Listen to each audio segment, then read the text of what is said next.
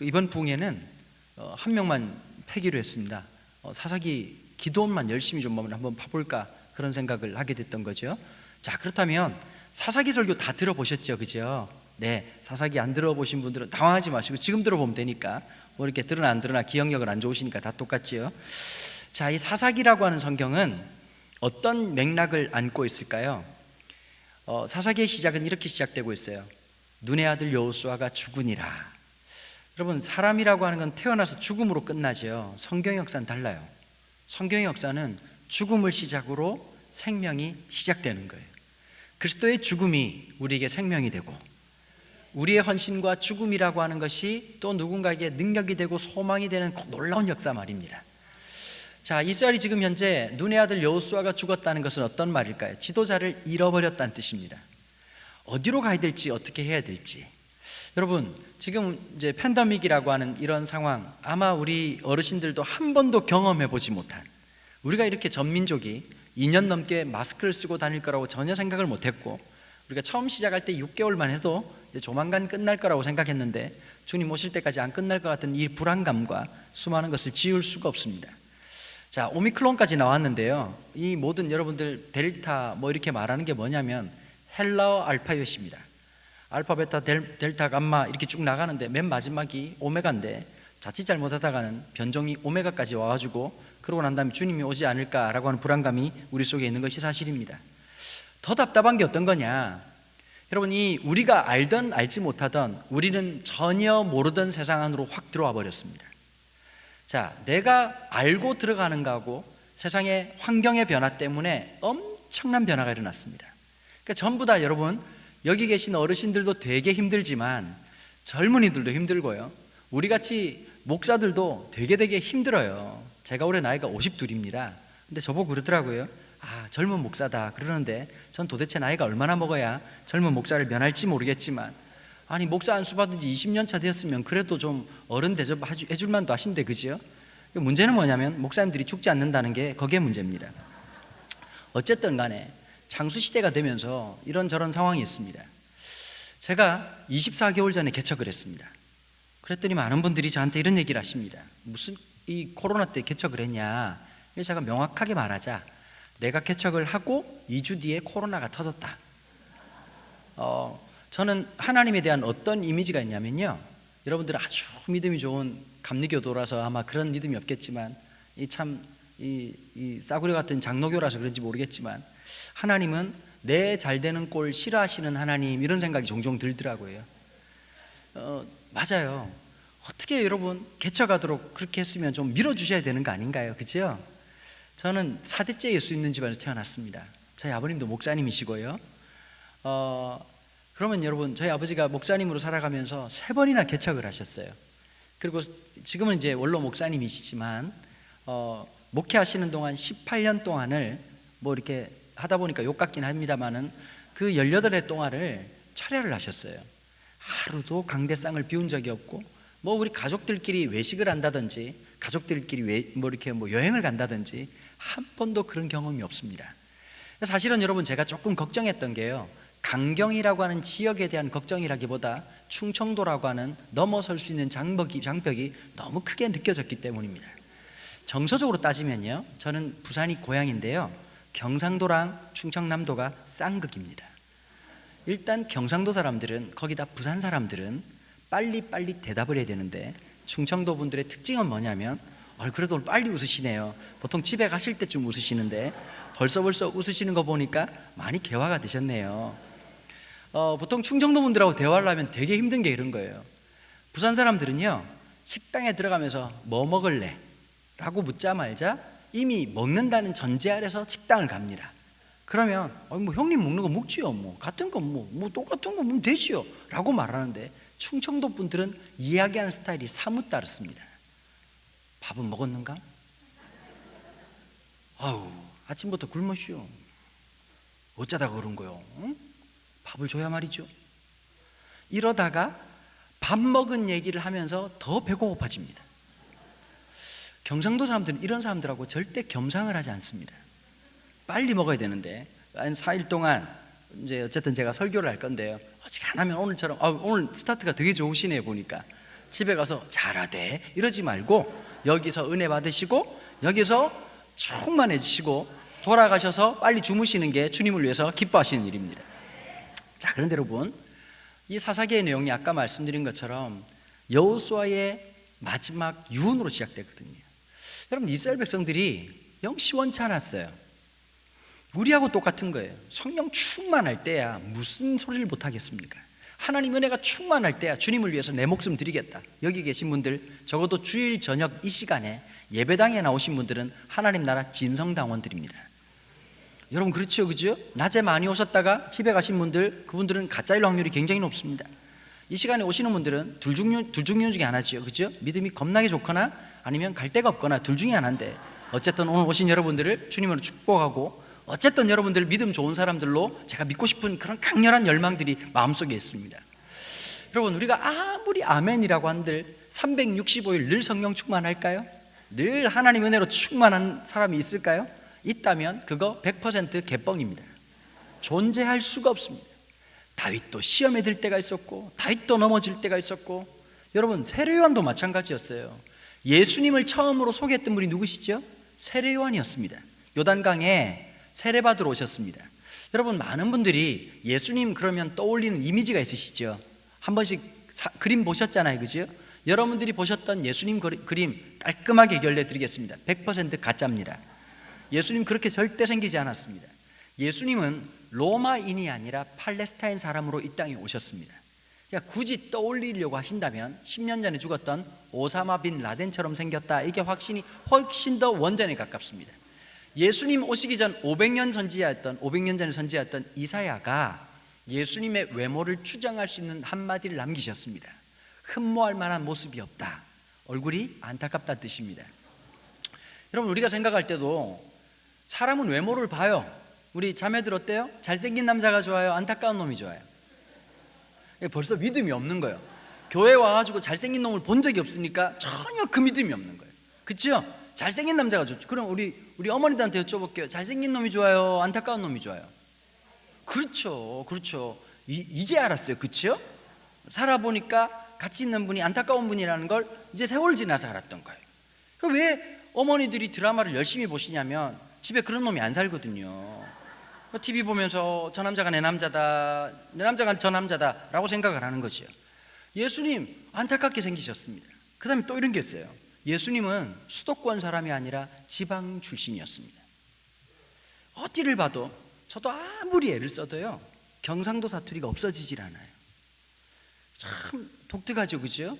참 세상이 많이 바뀌어가지고 강호동도 MC를 보는 세상이고, 이경규도 나와서 얘기하는 세상이고, 이찬수 목사님도 애를 쓰지만 여러분들 보시기에 표준말이라고 느껴지세요?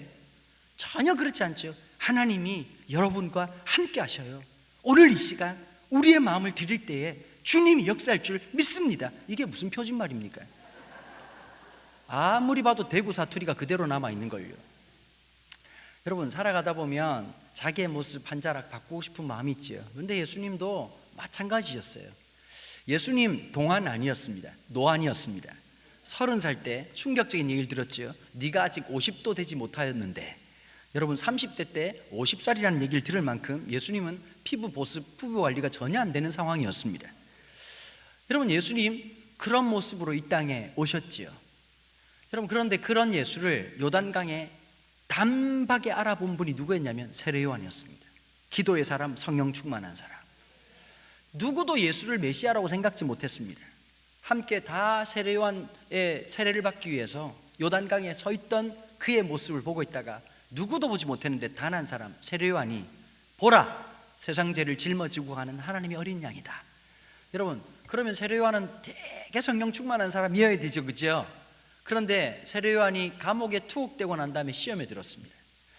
여러분, 정치적 성향이나 기질로 보면요, 이 세례요한은 굉장히 강성파입니다. 화끈한 스타일. 그냥 뭐 이래도 그만 저래도 그만 이런 스타일이 아니라 화끈한 스타일. 그러니까 그분도 나시린으로 살아가면서 머리를 한 번도 자른 적이 없으시고 옷도 너무 독특하게 입으셨어요. 여러분, 이스라엘은 1년 365일 거의 땡볕에서 더운 날씨입니다. 그런데 그 더운 날씨에 약대 털옷을 입으시고 살짝 맛이 간 것 같죠?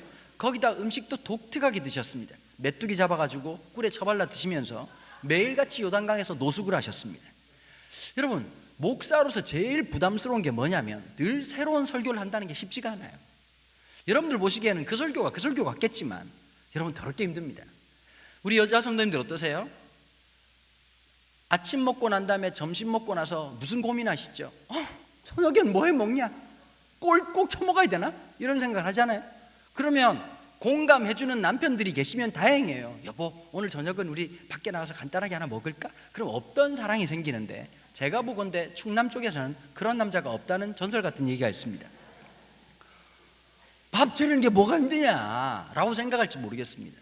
근데 여러분, 이 설교라고 하는 게 제일 불쌍한 게 뭔지 아세요? 열심히 준비해봐야 일회용입니다. 했던 설교, 똑같은 설교 재탕삼탕하면 당회가 모여들기 시작하고 아주 놀라운 결론을 내릴 수 있기 때문에 쉽지 않죠. 반면 제 입장에서는 제일 부러운 사람이 누구냐니까 CCM 사역자예요. 제 후배 목사 중에 민호기 목사라고 있거든요. 그 별명이 멸치라고 하는 친구가 하나 있는데요, 이 친구가 노래를 하나 만들었는데 아마 다 아실걸요. 하나님의 꿈이 나의 비전이 되고 예수님의 성품이 나의 인격이 되고, 이 노래 한 곡 떠가지고 그렇게 있잖아요, 그죠? 가수들은 불렀던 노래 계속 부르면 돼요. 근데 목사들은 했던 설교 또 하면, 와, 요즘 애들은요 더 심해요. 했던 설교를 성도들은 가만 들어주잖아. 속으로 생각하죠. 했던 건데 또 하네, 준비를 안 했나 보네 이러고 있지만, 애들은 어떠냐니까 들었다요 이러고 얘기한단 말이에요, 애들이. 그러니까 참 당황스럽지요. 자, 그런데 세례 요한 어떠냐? 멘탈이 갑이었던 분이었습니다. 했던 설교를 주님 오실 때까지 죽기까지 똑같이 했습니다. 회개하라, 천국이 가까웠다. 가끔씩 열받으시면 독사의 새끼들아 이렇게 말씀하시다가 머리를 잘리시는 사태가 벌어졌던 거죠. 감옥에 들어가셨습니다. 감옥에 들어갔던 이유가 뭐 어떤 것인지 잘 아시죠, 그죠? 그 당시에 왕이었던 헤롯 안티파스가 성적으로, 도덕적으로, 윤리적으로 굉장히 범죄한 사람이었습니다. 누구랑 붙어 먹었냐면 형수랑 붙어 먹었습니다. 2000년 전의 말입니다. 그런데 누구도 말을 꺼내지 못했어요. 헤롯 안티파스가 굉장히 사악한 왕이었기 때문에 언제 저놈이 나를 죽일 줄 모르니까 함부로 입을 놀릴 수 없었는데, 우리 세례 요한 형님 잠시 안중에도 없으신 놀라운 담대함으로 뭐라고 말했냐니까, 야 이 썩을 놈아, 붙을 놈이 따로 있지, 형수랑 붙어 먹냐? 이러다가 포로로 잡혀가지고 감옥에 잡혀가신 겁니다. 자, 성격이 화끈하기로는 성경에서 두 번째 가람 서러우신 세례 요한께서 예수님 하시는 짓거리를 보니까 도무지 이해가 안 되는 겁니다. 세례 요한 입장에서는 지금 갈릴리에 있는 안타까운 인간들 만날 게 아니라 빨리 SRT, KTX 타고 예루살렘 들어와가지고 종교적으로 부패했던 바리새인들 아작내버리고, 바리새인 사두개인들 아작내고 난 다음에 민중을 규합해가지고 가자 로마로 하고 이렇게 되는데, 예수님께서 갈릴리 지역에서 3년을 계셨단 말이에요. 늘 아픈 사람들 돌보고 우리야 은혜 받고 감동받지만, 그 당시 사람들로 볼 때는 그 민중들은 사람의 가치가 없다고 생각했는데, 예수님은 그 사람들에게 말씀을 나누시고 제자들을 뽑아놨는데 하나같이 비밥발룰라 같은 인간들, 상태 안 좋은 놈들 늘 앉아가지고 오늘 뭘 먹나요? 이런 중딩 같은 놈들만 늘 뽑아놓고 있으니까 세례 요한이 너무 화가 나가지고 예수님께 묻지요. 사람을 보내서 뭐라고 묻습니까? 오신다고 하는 분이 진짜 당신이 맞습니까? 아니면 우리가 다른 일을 기다리니까. 늘 믿음이라고 하는 건 다윗도 그랬고 세례 요한도 그랬고 우리도 마찬가지로 늘 성령 충만한 게 아니라 바닥을 칠 때가 있어요. 목사의 제일 안타까운 게 뭔지 아십니까? 갑자기 내 마음속에 믿음과 은혜와 영성이 떨어져도 설교를 해야 된다는 게 제일 고통스러운 거예요. 아닌 척 설교를 하지만 때로는 마음이 힘들 때가 있어요. 마음이 지칠 때가 있어요. 너무 고통스러울 때가 있어요. 여러분, 저는 어차피 이제 그 개척을 24개월 전에 하다 보니까 이 코로나와 함께 이 교회가 성장할 수밖에 없었습니다. 다른 건 잘 모르겠는데요, 개척하고 난 다음에 우리 교회가 비약적 발전을 한 건 딱 하나 있습니다. 유튜브 구독자입니다. 어르신들 무슨 말인지 잘 못 알아들으실 건데요, 저희 교회가 오늘 카운트 해보니까 여러분 혹시 유튜브에 들어가셔가지고 더 푸른 교회 치시면 우리 교회가 나오고 구독과 좋아요 부탁을 드리겠습니다. 뭐 한다고 전혀 제 인생에 도움이 될 건 없지만 구독자가 오늘 숫자로 보니까 25,500명이 됐습니다. 전국교회 범위로 따지면 저희 교회가 18위래요. 그러니까 한국교회 지금 큰 교회, 대형교회라고 하는 개념이 완전히 바뀌어버린 게 이 유튜브 시대가 이제 온라인, 특별히 이제 그 팬데믹 시대가 되면서 굉장히 많아진 거죠. 근데 요즘 이제 없어졌는데요, 제일 마음이 피곤한 사람이 누군지 아세요? 누가 보라고 한 것도 아니고 좋아요를 꾹 눌러주는 것도 아닌데 꼭 싫어요를 누르는 적은 인간들이 꼭 어디나 있다는 겁니다. 요즘은 없어졌어요. 그게 상처받아서 이제 그래서 그런지 없어졌어요. 근데 그게 너무 고통스럽더라고요. 거기다가 댓글로 희한한 글 쓰는 놈들이 있거든. 보면 왜 설교를 그 모양으로 하냐, 억양이 왜 그러냐. 여러분, 그런 인간들 치고 믿음 좋은 인간들이 아무도 없거든요. 그래서 우리 교회는 아예 댓글을 막아놨어요. 아예 쓰지를 못하게 기도를 하는 거죠. 하나님, 그런 댓글 쓴 사람 손가락 뻐개지게 해주세요. 이렇게 기도를 하는 마음으로 지나고 있는 거죠. 자, 우리의 신앙도 힘들고 지칠 때가 있어요. 하나님께서 내가 너와 함께 하겠다고 40년 동안 광야에서 낮에는 구름 기둥으로 밤에는 불 기둥으로, 그리고 만나를 먹여주시고 메추라기를 먹여주시고, 그런데 하나님도 좀 너무하시죠. 왜 너무하셨다고 제가 표현하느냐, 한 37년쯤 됐을 때 앞으로 3년 뒤에 너네들은 가나안 땅에 들어갈 거다. 지금까지 너네들은 하늘에서 주는 만나와 메추라기를 먹었지만 그 땅은 들어가면 처음으로 너네들이 농경사회라고 하는 것을 접하게 될 거다. 3년 동안 앞으로 농사를 어떻게 짓는지, 밭을 어떻게 가는지, 논을 어떻게 매는지 지금부터 학습과 훈련을 통해서 우리는 가나안 땅을 들어갈 모든 프로젝트를 준비하게 될 것이다. 첫 번째, 땅 파기. 이러고 3년 동안 열심히 준비해야 되는데 아무 말씀도 없다가 갑자기 하나님도 너무하시지, 80살에 하나님이 불렀어요, 모세를. 여러분, 80에 부른다는 것 자체가 아주 어떻게 보면 무식한 짓이었죠. 지금 달팽이관도 잘 안 들리시고 지금 도가니도 나가신 할아버지 보고 내가 너를 통해서 이스라엘을 구출하겠다고 말씀하셨습니다. 자, 다 차치하고라도 80 먹으신 어르신을 불러다가 목회를 40년을 시켰어요. 40년 동안 모세의 메시지가 어떤 것이었죠? 적과 꿀이르는 땅 가나안으로 가자. 이게 모세 목사님의 메시지의 핵심이었어요. 그러면 꿈에도 소원인 그 땅을 들어가 봐야 되는 거 아니겠어요? 하나님이 120살 먹은 할아버지를 어디 올라오라 그랬지요? 내가 지시하는 산으로 올라오라는 거예요. 제가 볼 때 모세가 왜 죽었느냐, 고령의 등산으로 인한 심장 압박사로 돌아설 확률이 없습니다. 그 산에 올라가게 만들어 놓고 아마 숨이 얼마나 턱까지 찼겠지. 자, 바라보아라, 저기가 바로 가나안 땅이다. 120살이면 농내장 백내장 와서 보이는 게 없습니다. 그러고 뭐라고 말했냐니까, 자, 죽어라. 죽었단 말이에요. 그리고 그쵸, 아이고가 나오죠. 하나님 독한 분이십니다. 120살에 보내놔놓고는 갑자기 아무 생각 없는 요수아에게 네가 지도자라는 거예요.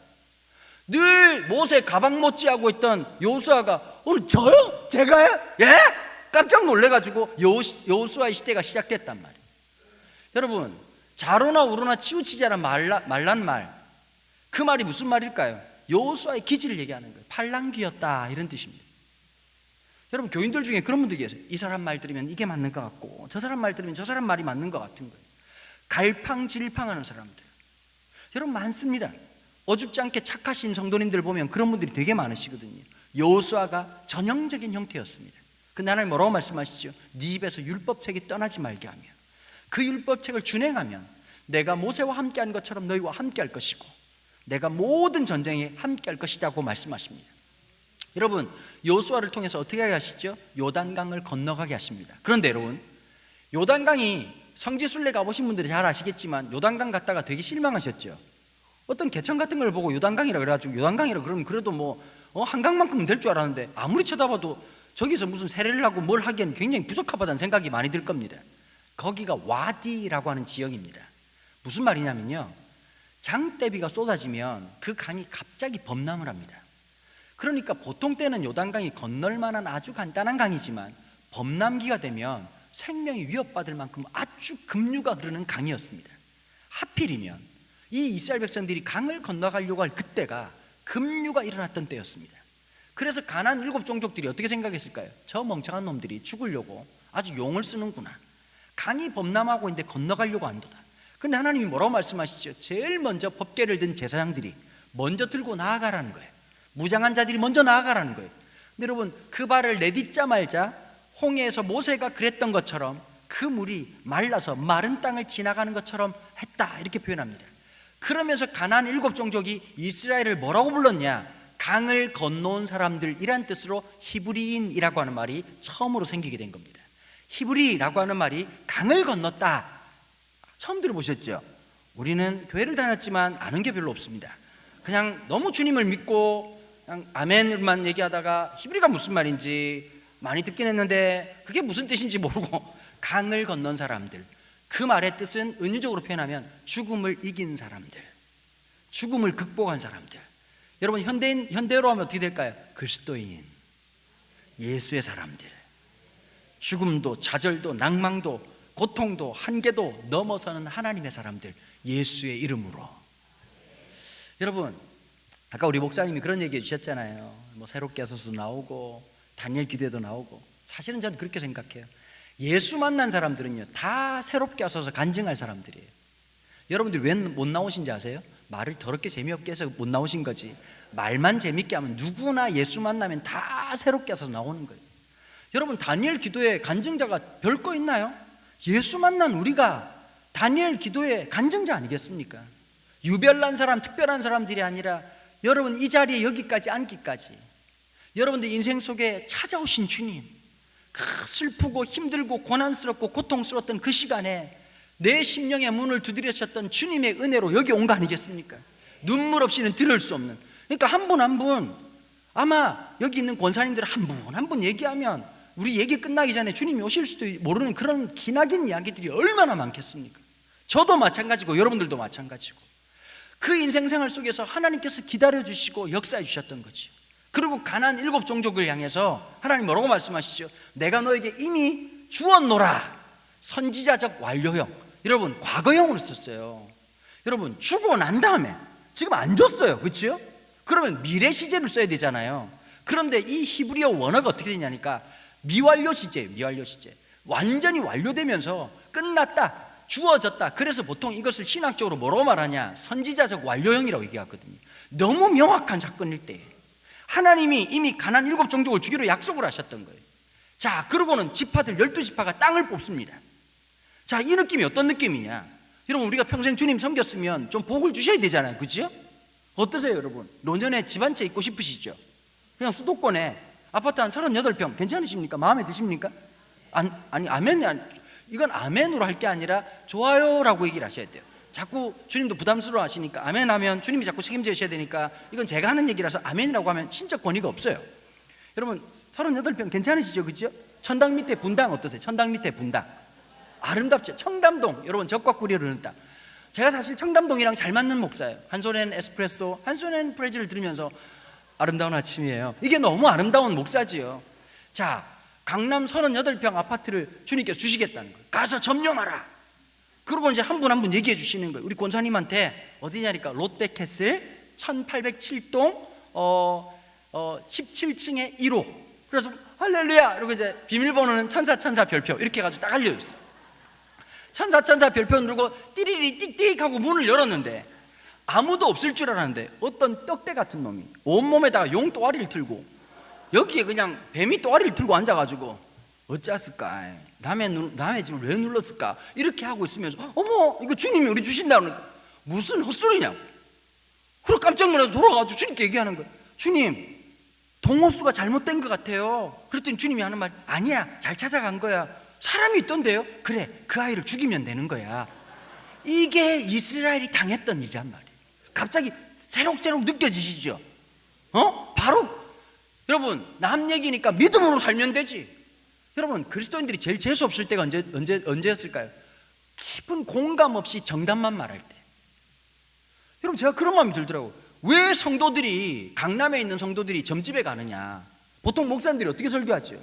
제가 듣자니 요즘 수도권에 있는 장로님들, 권사님들이 점집에 참는다는 이 종말론적인 안타까운 얘기를 들었습니다.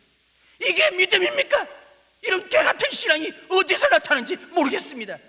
분위기 파악 안 되는 목사들은 그렇지만 요즘 목사들은 어떻게 되냐니까, 왜 그들은 점집에 가는 걸까요?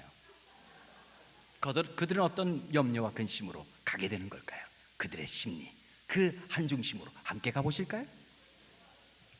목사님들한테 물어봐야 똑같은 대답을 합니다. 목사님 너무 힘들어요. 기도해야 됩니다. 목사님 알겠는데 기도해도 그때 말씀을 붙잡아야 됩니다. 말씀을 붙잡아도 아무리 기도해야 됩니다. 무한반복 똑같은 얘기. 그리고 더 무서운 얘기는 언제까지 기도? 응답될 때까지. 오! 그런데 여러분, 요즘 점집이 많이 바뀌었어요. 서울에 가면 점집에 있는 무당 언니들이 스타벅스 커피를 마셔요. 그리고 메이크업 하시고 아로마 테라피를 하시면서 오셨냐고 편안하게 앉으시라고. 그리고 이분들은 5분 만에 모든 문제를 해결하시거든요. 삼재가 끼었다고. 5분 뒤에 갑자기 부적을 하나 써주면서 부적값 55만 원이라고. 5만 원 뭐냐고 그랬더니 부가세 첨가라고. 여러분, 세상은 이런 걸 원하거든요. 단박 해결되는 거. 여러분, 우리가 주님 오시는 그날까지 해결 안 되는 문제는 언제든지 있습니다. 나는 왜 그런 어려운 일을 당해야 될지, 내가 왜 이런 상황을 살아야 되는지 누구도 이해하지 못합니다. 그러나 우리가 한 가지 아는 게 있습니다. 주님이 우리와 함께 한다는 그 사실. 요한계시록에 보니까요, 주님이 다시 오실 때 우리를 어디로 데려간다고 말씀하신지 아세요? 첫 번째 투어 코스가 있습니다. 어디로 가냐면 생명시냇가로 데려간다는 거예요. 우리 눈에 있는 눈물을 닦아주신다는 거예요. 참, 전 4대째 예수 믿는 신앙이라고 그랬잖아요. 우리 할머니, 어머니 때부터 예수를 믿었거든요. 우리 할머니가 결혼을 하셨는데 저희 할아버님이 엄청난 분이었어요. 엄청나다는 게 능력이 대단한 게 아니라 몸이 엄청나게 크신 분이었어요. 1902년생이신데 몸무게가 135kg 나가시는 거구셨어요. 유도 6단이라고 하는데 어디서 공인한 데는 없고 본인이 6단이라고 하니까 검증할 수 없는 6단이었습니다. 저희 할아버지 얘기를 가만히 듣자고 하니까 결론은 뭐였냐면 특정한 직업 없이 한량이라고 하는 인생을 살았던 걸로 추정되고 있습니다. 저희 할아버님이 17살 때부터 일본에 건너가가지고 기술자가 되시기도 하고 야쿠자하고 싸웠다고도 하시고 이렇게 저렇게 하다가 참 인생 막 돌다가 마음속에 희한한 마음이 들었다는 거예요. 내가 여자를 만나도 착한 여자를 만나야 되겠다. 예수 믿는 여자가 착하다는데, 그리고 어떻게 작업을 해가지고 우리 할머니를 한 번도 보지 못한 채 시집을 가게 된 거예요. 그런데 여러분, 그 당시에는 여러분 교회들마다 사역자가 거의 없으셨어요. 그래서 이제 몇 달 동안 돌아가면서 사역자가 한 번 와가지고 설교를 하거나, 그래서 교회에 영수님이 있어가지고 그분들이 따로 설교를 한다든지 성경을 읽는다든지 그런 일이 되게 많았었거든요. 그런데 이제 결혼식을 하려고 하니까 전사님한테 허락을 받아야 되는데, 물어보니까 세례도 받지도 않고 입교를 한 것도 아니고 아무것도 아니까 결혼식을 못 해주겠다고 얘기를 했답니다. 그래서 저희 할아버지가 결혼식을 어떻게 했냐니까 굉장히 인간적인 방법으로 함께 결혼할 수 있도록 했다는 거예요. 전사님이 안 된다고 얘기하고 돌아가길래 뒷골목에서 잠시 미팅을 하시고 된다고 얘기를 하시더랍니다. 당장 결혼을 할 수 있다고. 여러분, 하나님의 성령보다 주먹이 가까울 때가 굉장히 많으신 거죠. 그렇게 살아오신 분이었습니다. 근데 저희 할머니는 신앙이 있으시니까요, 주일날만 되면 어마무시한 인생을 살았던 거예요. 늘 교회를 가시는데 진짜 우리 할아버지도 대단한 분이지만 우리 할머니도 만만치 않게 대단해요. 그렇게 맞고 그렇게 집안 살림을 때려 부시면 무서워서라도 교회를 안 갈 건데 한 번도 주일 예배를 빠진 적이 없으신 거예요. 늘 얼굴이 만신창이가 되고 늘 아프지만 그래도 하나님 앞에 엎드려서 기도하고. 제가 우리 할머니 생각하면요, 뭐밖에 떠오르지 않느냐, 우리 할머니는 기도 시간이 따로 있는 게 아니에요. 새벽 기도가도 기도하시지만 방을 닦다가도 그 찬송가가 그렇게 많은데도 옛날 어르신들이 희한하죠. 한 놈만 죽인다, 찬송가를 한 곡만 불렀어요. 내가 어릴 때도 늘 4주를 가까이 하게 하면, 제가 3살 때 4주를 가까이, 4주가 누군지 어떻게 합니까? 처마에 밑에 달려있는 매주만 알았지 4주를 어떻게 알았겠습니까?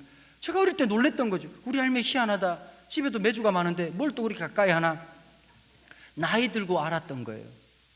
인생이 힘들 때마다, 한숨이 쉬어질 때마다 4주를 가까이, 내 평생 소원 늘 찬송하면서 주께로 더 가기 원합니다.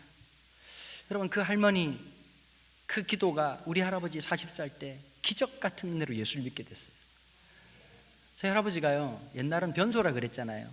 시골 화장실에 가다가 뒷짐지고 이렇게 걸어가셨는데 40살 때 걸어가다가 돌부리에 채가지고 넘어지신 거예요. 유도 6단이라 그랬잖아요. 낙법을 쳤대요. 근데 하나님이 바로 거기에 뭘 준비해 놓으셨냐니까 맷돌 반석을 딱 준비해 놓으셔가지고 아주 그냥 다리가, 팔이, 그리고 복합골절이 와가지고 완전히 아작이 난 거예요. 마치 다마스커스로 가다가 부활하신 주님을 만난 것처럼 화장실 가던 길에, 길은 길인데 수준이 좀 다르지요. 다마스커스냐 변소 가는 길이냐. 근데 넘어졌는데 저희 할아버지에게 죽음의 공포가 확 몰려오더래요. 그러고 나서 나는 지옥 가겠구나. 살고 싶다. 예수 믿고 싶다. 제가 참 예수 믿는 사람들 종류별로 많이 만났는데요, 우리 할아버지만큼 변소 가는 길에 예수 믿은 사람은 우리 할아버지밖에 없습니다. 그러고는 교회에 나타났는데 교회도 소문이 난 거예요. 저 깡패 같은 사람이 와가지고 교회 들어엎으면 어떠나. 그래가지고 예수님 만나게 되고 변화되기 시작했어요. 여러분, 이 두 분의 허리에서 나온 자손들 중에서 목사가 몇 명 된지 아세요? 30명이 목사가 됐어요. 참 놀라운 일이시요. 벌써 저도 이제 손자지만 목사가 되고, 벌써 저희 조카들도 지금 목사가 됐거든요. 수많은, 아마 제가 모르긴 해도 하나님 나라에서 주님께서 얼마나 기뻐하실지 그 수고와 눈물. 여러분, 제가요 천국과 지옥이 있다는 걸 언제 깨달은지 아세요? 초등학교 6학년 때였어요. 국민학교 때였죠. 할머니 임종을 하시는 거예요. 할머니가 일하시다가 뇌에서 혈압이 터져가지고 돌아가셨거든요. 마지막 임종을 하시는데 우리 고모님이 간호사였단 말이에요. 눈을 보면서 이제 죽음이라는 걸 받아들일 수밖에 없는 상황인 거예요. 우리 엄마 이제 천국 간다 이러고 있는데 가족들이 다 둘러싸가지고 찬송을 부르는 거예요. 찬송을 부르는데요, 제가 함께 할머니의 마지막 죽음을, 제가 태어나서 처음으로 사람이 죽어가는 과정을 처음 본 게 초등학교 6학년 때였거든요. 깜짝 놀랐어요. 우리 할머니 평생 화장해 본 적이 없으시거든요. 사람이 죽으면서 저렇게 해같이 밝아질 수 있나. 마지막 얼굴에서요 천국이 무엇인지를 보여주시는 것 같더라고요.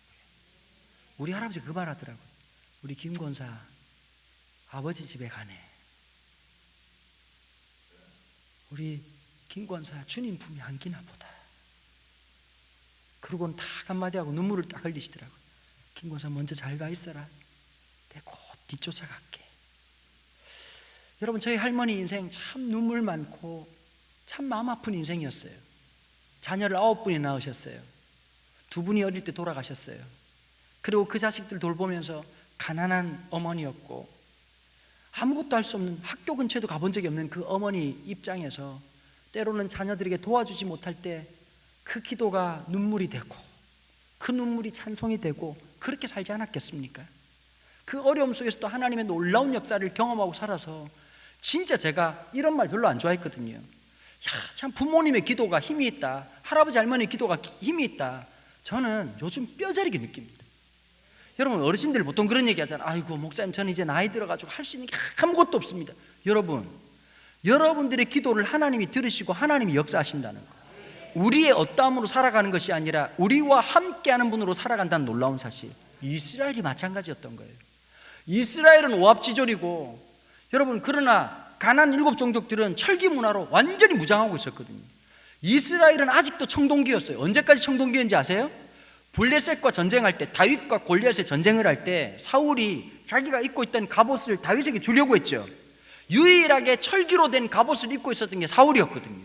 그 갑옷을 입혀가 주려고 할 만큼 너무 열악했고 너무나도 후진 나라였고 모든 것이 뒤처지고 있었어요. 여러분, 예수 믿는다고 다 똑똑한 거 아니에요. 예수 믿는다고 다 잘 되던가요? 기도하면 다 응답받던가요? 그냥 기도하면 대학 못 간 놈이 대학 다 가고, 기도만 하면 대기업에 척척 붙고, 기도만 하면 모든 일이 다 이루어지던가요? 옛날에 그렇게 해서 부흥 강사들 참 많은 분들 마음 사로잡기도 하고, 그죠? 그리고 막 헌금방울 돌리고 막 그냥 헌금 내라고 막 돈 주고 돈 받기 이러면서 막 100만 원 내면 100부자, 1000만 원 내면 1000부자, 이런 거 많이 했단 말이에요. 제가 오늘 드리고 싶은 말씀이 이거예요. 성도님들 대부분 다가 우리는 어떤 의식이 있느냐, 자꾸 내 안에서 나의 가능성을 보고 하나님이 일하심을 보려고 하는 거예요. 그거 아니에요.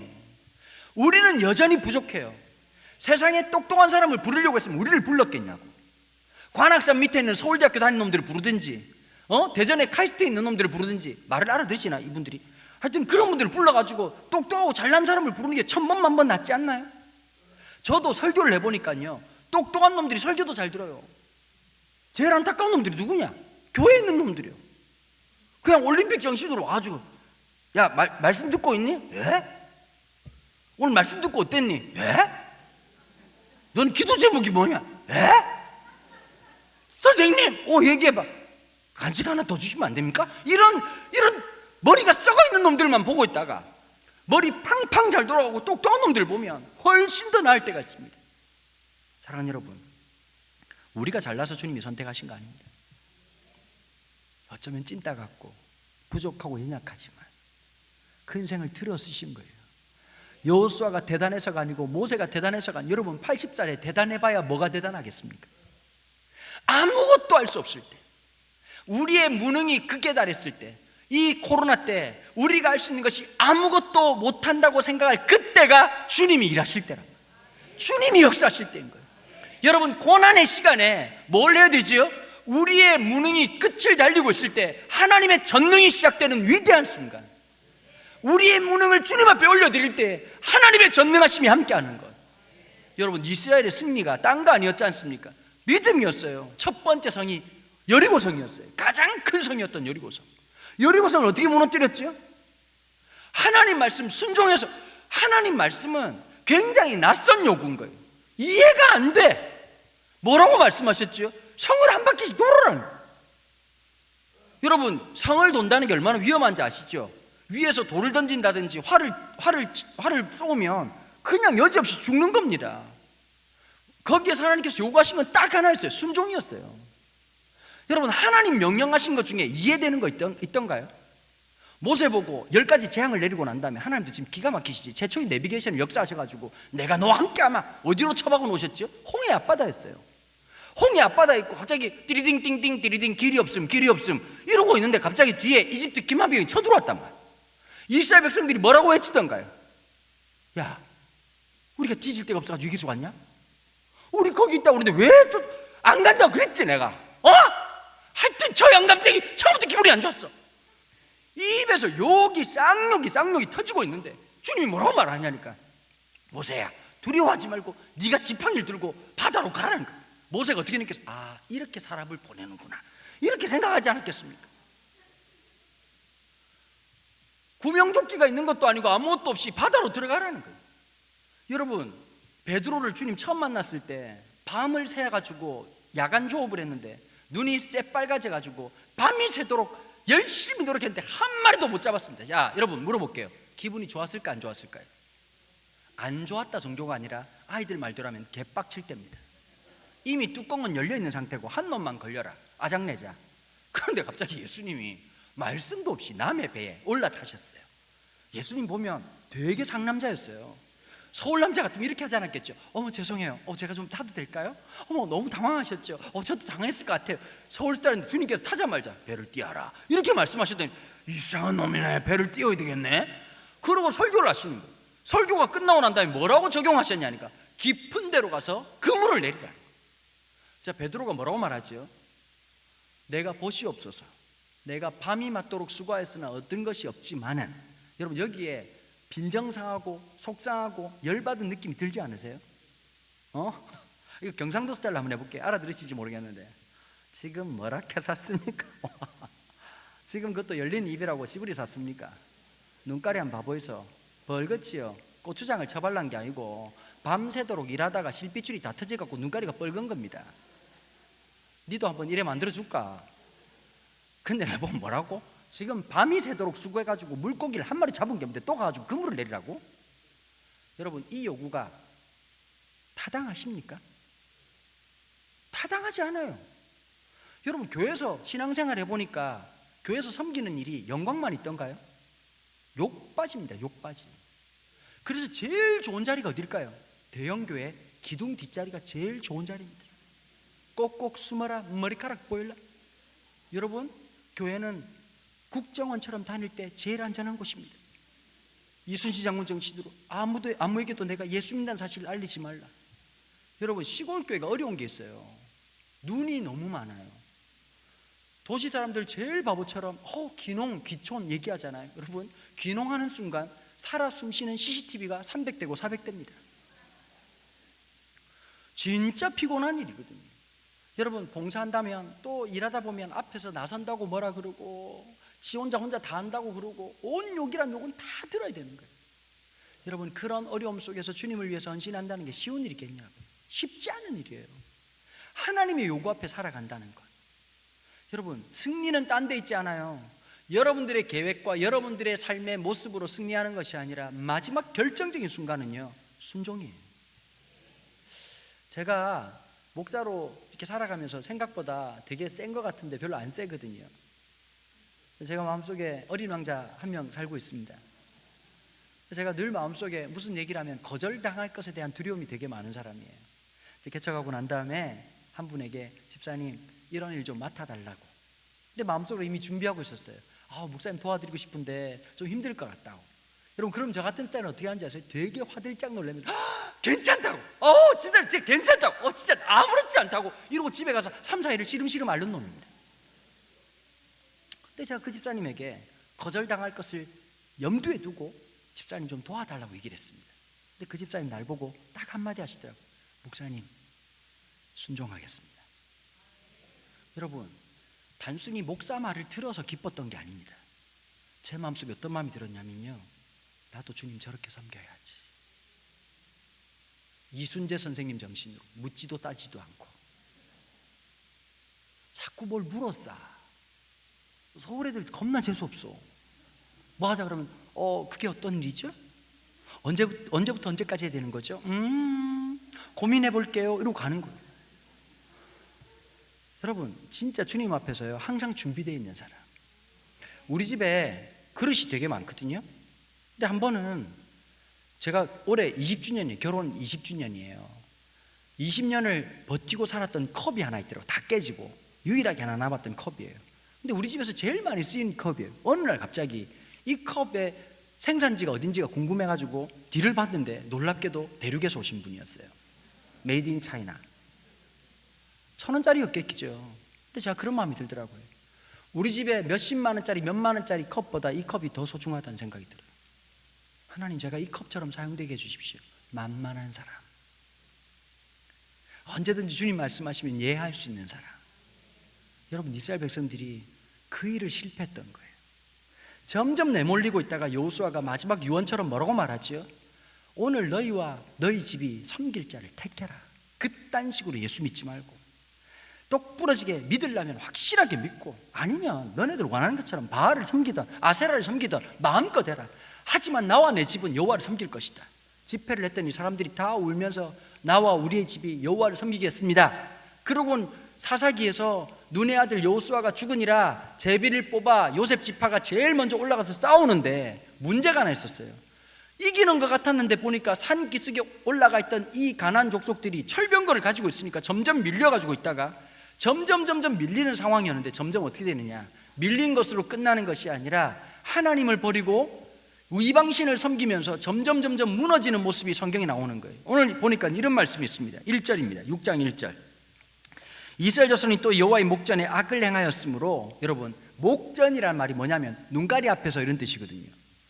여러분, 한번 여쭤볼게요. 우리 여자분들 열받으시 준비하시고, 열받을 준비하시고, 남편이 바람을 폈대요. 기분 나쁘시죠? 바람을 펴도 만약에 어쩔 수 없다는 말도 안 되지만 바람을 펴도 내 눈엔 걸리면 안 되죠. 맞아요, 안 맞아요? 근데 어느 날 내 눈에 걸렸어. 그럼 어떻게 해야 정상적인 거죠? 화들짝 놀래든지 아니라고 손짓을 하든지 이렇게 되는데, 갑자기 내 눈앞에서 손을 잡더니 왜? 떨냐? 넌 꺼져. 이 여자가 내 여자야 라고 하면 어떤 마음이 들 것 같으세요? 확실히 충청도랑 경상도는 맞지 않아요. 이미 몇 군데서 쌍욕이 나와야 설교를 계속할 수 있는데 갑자기 계속 생각을 하는 거예요. 부팅이 안 된 거예요. 이게 분노가 내일쯤 올라올 것 같아요. 이렇게 내일 점심 먹다가 아이씨, 그러시면 안 됩니다. 여러분, 설교 끝날 시간이 한 12분밖에 안 남았어요. 여러분, 진짜 그렇잖아요. 여호와의 목전에 악을 행하니라. 여러분, 성경을 보면요, 하나님과 이스라엘 관계가 뭐죠? 혼인 관계예요. 늘 성경에 반복되는 말이 있어요. 나는 너희가 이집트에서 종살이하던 너를 구원한 나 여호와다. 이집트에서 종살이하고 있던 그 이스라엘을 구원하셔서 광야 땅으로 데리고 오셔가지고 시내산에서 언약을 맺고 뭐 하신 거죠? 신혼 살림을 차리신 거란 말이에요. 나 여호와는 신부 이스라엘을 맞아 너의 남편이 되고 너는 내 백성이 될지라. 신부가 뭐라고 말하지요? 나 이스라엘은 여호와를 내 남편으로 맞아 다른 신을 섬기지 않을 것이며 다른 우상을 아로새기지 않을 것이며, 그게 십계명이란 말이에요. 그리고 하나님은 일방적으로 이스라엘을 사랑하셨어요. 일방적으로 우리를 아끼셨어요. 사랑받을 이유도 자격도 조건도 아무것도 없는데 말입니다. 여러분, 우리가 예수를 만날 때 어떤 느낌이던가요? 주님, why me? 왜 나 같은 사람을 사랑하십니까? 아니, 나 같은 죄인을 왜 사랑하십니까? 그래서 여러분, 하나님의 은혜와 사랑이라는 속성이 가끔씩 만날 때가 있어요. 그래서 여러분, 일반 가요인데도 불구하고 CCM인지 가요인지 분간이 안 되는 노래가 있어요. 왁스에 화장을 고치고 아무것도 난 해준 게 없어, 받기만 했을 뿐, 그래서 미안해, 나 같은 죄인을 왜 사랑했는지. CCM이에요, CCM. 주님 앞에만 서면, 창식이 아저씨, 당신은 누구시길래 이렇게 내 마음 깊은 여기에 찾아와. 사랑이라는 속성과 하나님의 놀라운 은혜라는 속성이 어느 정도 맞닿아 있어요. 여러분, 하나님의 사랑을 언제 깨달을 수 있어요? 내 자녀가 태어나는 순간이요. 여러분, 그래 보신 적 있으세요? 이유와 조건과 아무것과 상관없이 일방적인 사랑이 시작되는 거. 얘가 아들이든 얘가 딸이든 얘가 잘났든 얘가 못났든 얘가 건강하든 그렇지 못하든 상관없이 위대한 사랑이 시작되는 거. 저도 압니다. 우리 딸보다 훨씬 이쁜 애들이 많다는 사실을. 우리 아들보다 말 잘 듣고 잘난 놈이 많다는 사실을 압니다. 바꿀까요, 안 바꿀까요? 못 바꿉니다. 안 바꾸는 게 아니라 못 바꿉니다. 바꾸고 싶습니다. 제가 청소년 사역을 30년 동안 했습니다. 전 세계에 있는 모든 청소년들을 사랑합니다. 딱 2명을 못합니다. 그 인간들이 우리 집에 살고 있습니다. 우리 아들 볼 때마다, 레위기를 볼 때마다, 아, 번제로 드려야 되겠구나. 속건제로 드릴 것인가, 화목제로 드릴 것인가, 요제로 드릴 것인가, 거제로 드릴 것인가, 정말 관제로 부어버리고 싶은 마음이 하루에 12번도 들습니다. 그러나 안타깝게도 사랑해야만 되고 사랑할 수밖에 없는 게, 그게 사랑입니다. 이스라엘을 그렇게 사랑하셨던 거예요. 그런데 이스라엘이 여호와의 눈앞에서 다른 놈을 만나고 다른 놈한테 팔려가지고 가는 겁니다. 여러분, 마음이 어떻겠습니까?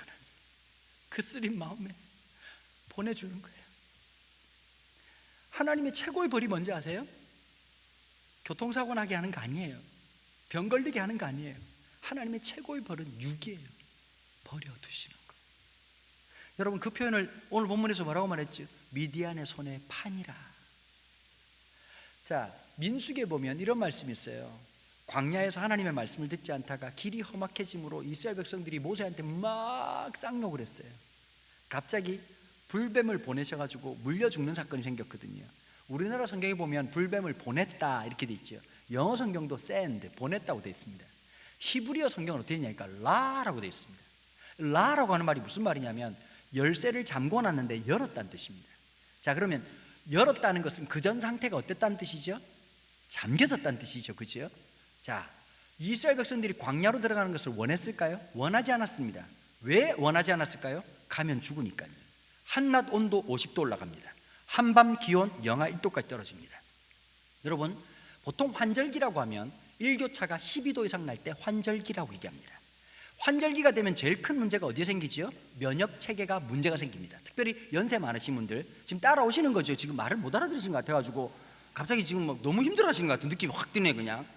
그런데 여러분, 아무리 젊은 사람들이라도 한낮 한밤 일교차가 20도가 나면 모든 사람들은 면역 질환을 앓게 됩니다. 면역 질환을 앓는데 상구강계에 일어나는 모든 면역 질환을 뭐라고 말하냐니까 여러분들이 그렇게 잘 아시는 감기라고 얘기하는 겁니다.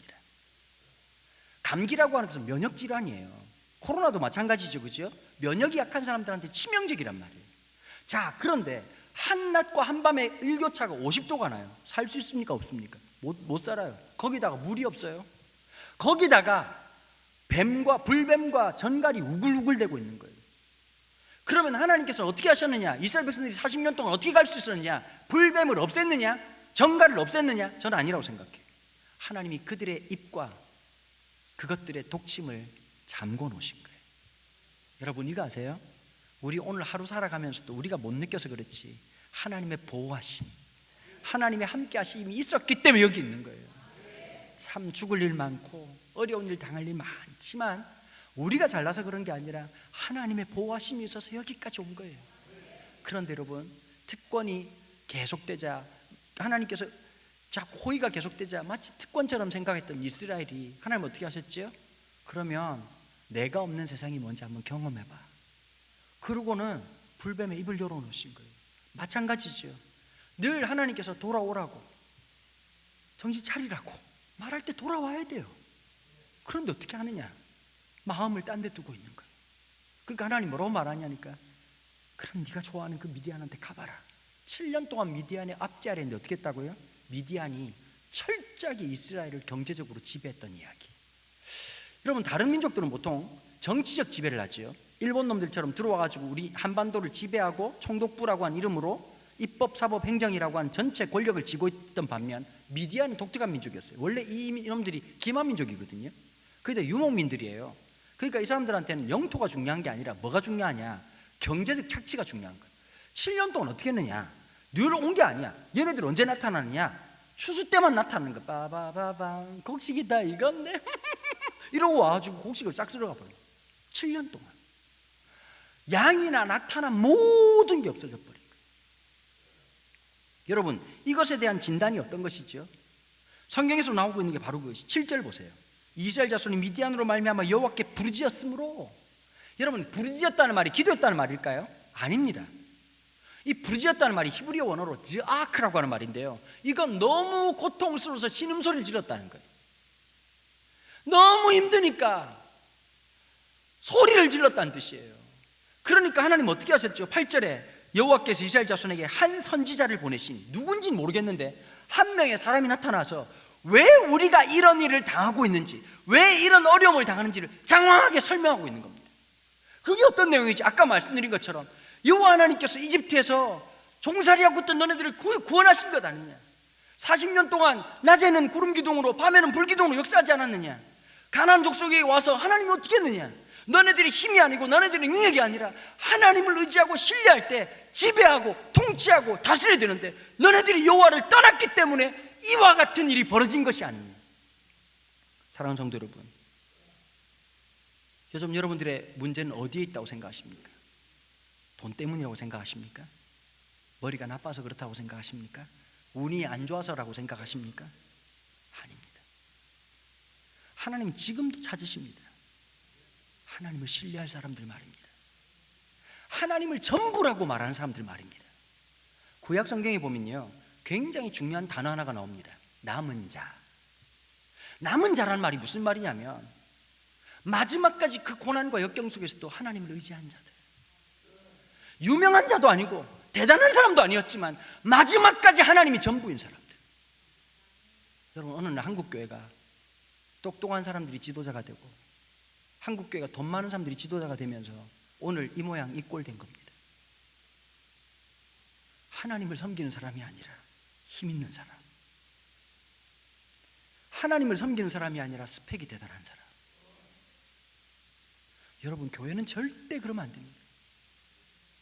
하나님 앞에 마음을 쏟는 겁니다. 연봉이 자기를 드러내는 것이 아니고 스펙이 자기를 드러내는 것이 아니라 하나님 앞에 절대 신앙을 갖는 사람. 제가 참 저희 아버지가 목사님이었기 때문에 좋은 훈련을 많이 받았어요. 교회는 믿음으로 살아야 하나님 반드시 책임진다는 사실이에요. 우리 교회는 아직까지 조직이 잘 없거든요. 운영위원회라고 있습니다. 운영위원회에 있는 사람들 중에 제가 한 번도 그분들 학벌을 알아본 적이 없습니다. 그닥 중요한 거 아니거든요. 하나님 앞에 믿음이 있느냐, 함께 기도할 수 있느냐, 함께 예배하고 함께 기도하고 함께 섬길 수 있는 사람들. 여러분, 하나님의 진단을 잘 들으셔야 됩니다. 우리 청년들 이걸 알아야 돼요. 지금 당장 성공하느냐 실패하느냐 거기에 마음을 두지 마요. 여러분, 이거 알아요. 인생 다 산 거 아니잖아요. 똑똑한 놈들이 승리할 것 같아요. 좋은 돈 많고 승리하는 사람도 있을 것 같아요. 근데 놀라운 게 하나 있어. 살아봐야 하는 거요. 어르신들 맞아요, 안 맞아요? 처음에는 잘 나가다가 그 유명한 말 있잖아요. 그 전설 같은 얘기. 첫 끝발이 개 끝발. 이건 유명한 말 있잖아요. 처음에는 잘 되는 것 같다가 망하는 사람들이 있어요. 근데 하나님의 사람들은 어떠냐? 시작은 미약해요. 시작은 별 볼 일 없어요. 시작은 누구도 관심 하나 주지 않아요. 그런데 그 하나님 사람은 시간이 가면 갈수록 해같이 빛나는 거예요. 시간이 지나면 지날수록 아름다운 사람이 되는 거예요. 그게 하나님의 사람들이에요. 수학 잘 풀고 영어 잘하는 게 똑똑한 사람들이 아니에요. 여러분, 학교 공부는 잘하는데 인생 똥멍충이들 진짜 많죠. 공부머리는 됐다 좋은데 사회생활 더럽게 안 되는 인간들 꼭 있죠. 여러분, 어떤 인간들이 좋던가요? 초장에 20살까지 반짝반짝 작은 별 이렇게 사는 게 낫습니까? 지나면 지날수록 아름다운 사람들이 낫습니까? 그걸 선택하시라고요. 하나님을 의지한 자는 절대 망하지 않아요. 하나님을 신뢰한 자는 절대 망하지 않아요. 여러분, 개척을 딱 시작하고요, 제 마음속에 딱 그런 마음이 있더라고요. 이 일을 시작하신 분이 하나님이라면 하나님 책임지실 거다. 하나님 역사하실 거다. 여러분, 어려워지니까요 기도가 저절로 나오더라고요. 여러분, 고난이 왔을 때 진짜인지 가짜인지 알 수 있는 판별법이 있어요. 고난이 왔을 때 엎드리면 그 진짜예요. 어려움이 왔을 때 엎드려야 돼. 한국교회가 지금 다시 회복해야 될 게 뭐냐? 엎드리고 기도하는 거예요. 여러분, 옛날처럼 3시간 4시간 기도 못하면 3분짜리 4분짜리 여러분 겟세마네 만들어야 돼요. 염려하지 말고 기도하십시오. 근심하지 말고 기도하십시오. 하나님의 얼굴을 구하고 찾고 두드릴 때 하나님 반드시 응답하시고 역사하시기 때문입니다. 한국교회가 이걸 잃어버린 거예요. 다시 기도가 회복되는 거, 다시 하나님에 향한 예배가 회복되는 거, 다시 하나님 앞에 우리의 온 마음을 드리고 온 중심을 드리고 살아계신 하나님 앞에 마음을 두는 것, 한 분의 선지자를 통해서 하나님 뭘 얘기하시는 거죠? 다시 하나님께서 초청하고 계시는 거예요.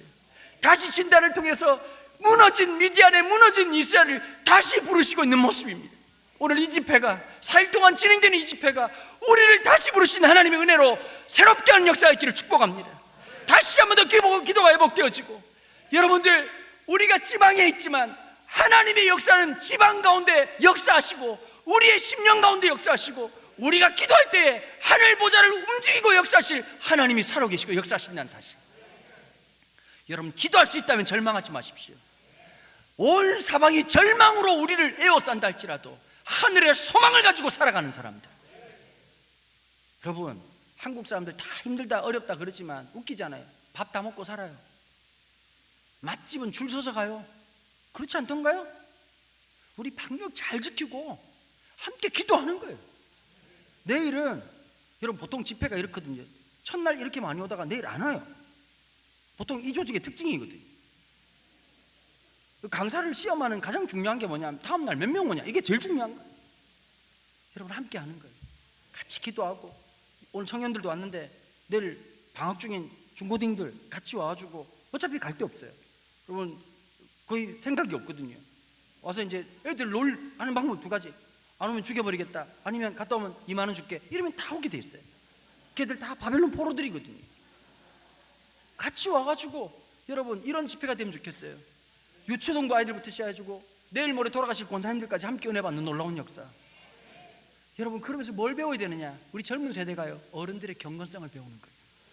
우리 어르신들이 이 위기 때 기도했다는 것. 신앙은 듣고 배우는 거 아닙니다. 보고 배우는 겁니다. 다시 회복을 배우고, 우리 어른들이 뭘 보여줘야 되죠? 한국교회가 바닥을 칠 때, 이때 하나님이 어떻게 이 한국교회를 회복시키는지를 불러주신 역사. 사사기 6장의 역사. 우리가 실패했습니다. 하나님, 우리가 잘못했습니다. 하나님, 우리가 범죄했습니다. 하나님, 우리 살려주십시오. 우리 회복되게 해주십시오. 여러분, 놀라운 반전의 역사가 이 집회 끝자락에 일어나게 되기를 주님의 이름으로 축원합니다. 이 시간 다 같이 한번 기도하실까요? 하나님, 다시 내 심령에 기도의 불을 주십시오. 하나님, 은혜에 대한 열망을 주십시오.